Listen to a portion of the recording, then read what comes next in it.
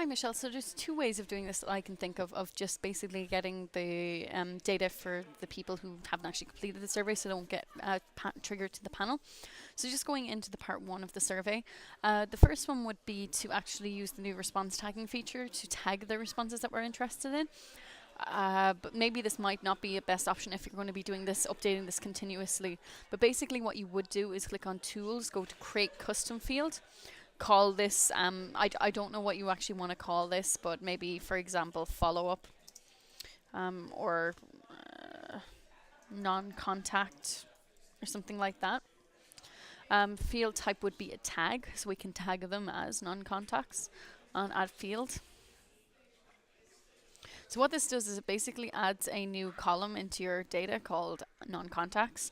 You can manually click in and add a tag if you want, but the faster way of doing this would be to add the filter.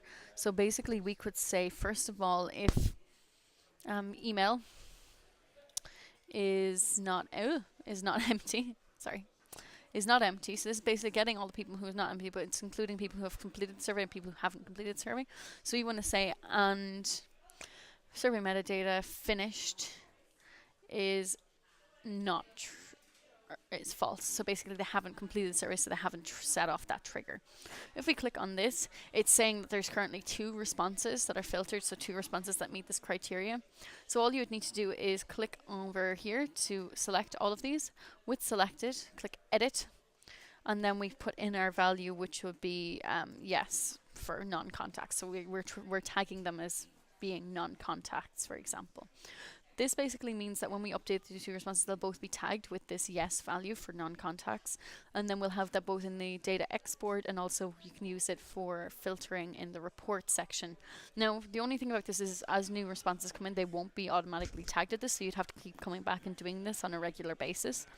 The only other thing I can think of doing here would be, I'm going to delete this custom field first of all so that it's not in here anymore.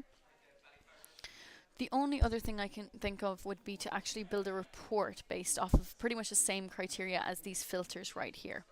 So I'm just going to remove these and click save. So we could go to our report and just build a report specifically for this purpose. So in reports, just go to create new report. I'm going to call this Q support. Then all we really need to do is just add the filter and set up the same criteria. So first of all, email is not empty, and for metadata finished is false, and save. So this should pull in just the 2 responses that are people who haven't completed the survey, but we're not really interested in any of these things, so we're just going to create our custom field. And our custom page, sorry, and all we're really interested in is just this email area here. So this is just pulling in the 2 people who have entered their email address but haven't made it to the end, so didn't get put into our contact list. So then we have a little report that just tells us who these people are. So you see we have 2 people here. So I hope that kind of clarifies a little bit. Obviously, this is something that can be done after you collect the responses, so it's not too much work.